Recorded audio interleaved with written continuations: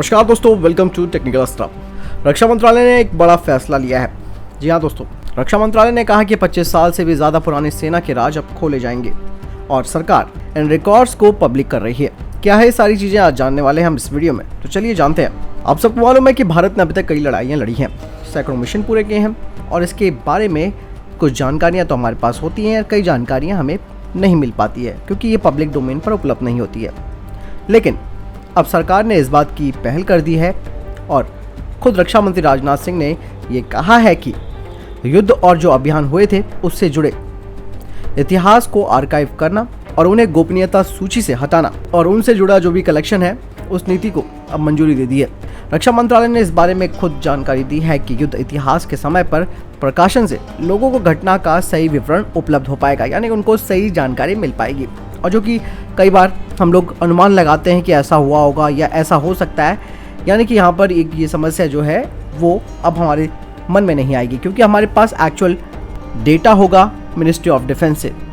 और यही वजह है कि रक्षा मंत्रालय ने कहा है कि जितने भी हमारे एजुकेशनल इंस्टीट्यूट्स हैं उनको ये सारी सामग्री उपलब्ध कराई जाएगी और जिससे कि अफवाह, यानी कि बहुत इंपॉर्टेंट शब्द यूज़ किया है रक्षा मंत्रालय ने, यानी कि अफवाहें जो होती हैं उन्हें दूर करने में मदद मिलेगी। अब आपके मन में आ रहा होगा कि क्या क्या रिकॉर्ड रखा जाएगा। तो इस पॉलिसी के तहत रक्षा मंत्रालय के तहत आने वाले सभी प्रतिष्ठान, जिसमें कि तीनों सेनाएं, इसके अलावा integrated defence staff, Assam rifles और भारतीय तटरक्षक आएंगे। इन वॉर डायरीज में युद्ध के दौरान घटित घटनाओं का विस्तृत ब्यौरा होगा। लेटर्स ऑफ प्रोसीडिंग्स, यानी कि विभिन्न प्रतिष्ठानों के बीच जो अभियान या फिर युद्ध संबंधी आपसी संवाद है वो भी होगा।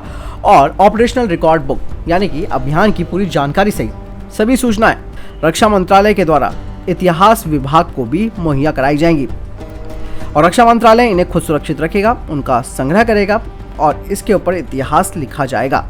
रक्षा मंत्रालय की तरफ से जो बयान आया है उसमें कहा गया है कि पब्लिक रिकॉर्ड एक्ट 1993 और पब्लिक रिकॉर्ड रूल्स 1997 के अनुसार रिकॉर्ड को सार्वजनिक करने की जिम्मेदारी संबंधित प्रतिष्ठान की है और इस नीति यानी कि पॉलिसी के अनुसार सामान्य तौर पर रिकॉर्ड को 25 साल के बाद सार्वजनिक किया जाना चाहिए।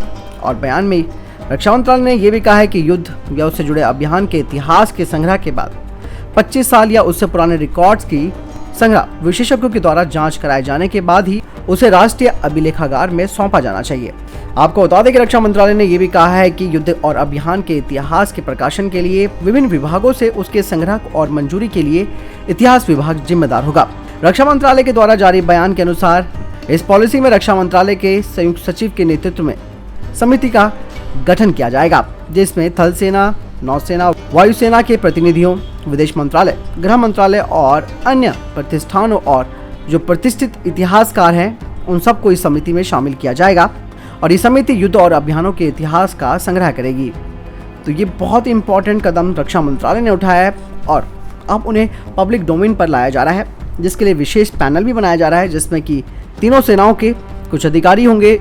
इसके अलावा हमारा जो इतिहास विभाग है उसके भी काफ़ी सीनियर लोग होंगे, क्योंकि दोस्तों अभी तक आपने देखा होगा कि इतिहास को तोड़ मरोड़ कर दिखाया गया और अपने हिसाब से कुछ भी कह दिया गया। कई बातें ऐसी भी हैं जिनका प्रूफ नहीं है। वो सारी बातें आज कई लोगों के माइंड में सेट हो चुकी हैं, उनको लगता है कि ऐसा हुआ होगा, बहुत सारी बातें होती हैं। लेकिन जब उनके पास एक्चुअल डेटा आ जाएगा जो कि अप्रूवल होगा मिनिस्ट्री ऑफ डिफेंस से, इतिहास विभाग से, तो ऐसे में इस तरीके की जो अफवाहें होती हैं, जो गलत अफवाहें होती हैं वो दूर होंगी। और इसके अलावा अब इंडियन हिस्ट्री में भी एक पार्ट जोड़ा जाएगा भारतीय सेना से जुड़े इन प्रोग्रामों के बारे में। अब आगे क्या रणनीति होती है और क्या होगा ये तो तय समय बताएगा, लेकिन रक्षा मंत्रालय ने काफ़ी इंडिपेंडेंट और बहुत ही अच्छा कदम उठाया है जो कि जानकारी बढ़ाने वाला है और आगे की जो जनरेशन आएगी उसको एक सटीक जानकारी मिलेगी और सारी जानकारी पब्लिक डोमेन पर भी उपलब्ध कराई जाएंगी। आपको क्या लगता है दोस्तों इस फैसले के बारे में? कमेंट सेक्शन में लिखकर जरूर बताएं। मिलता हूं अपडेट के साथ, चैनल सब्सक्राइब करना ना भूलिएगा। जय हिंद, जय भारत।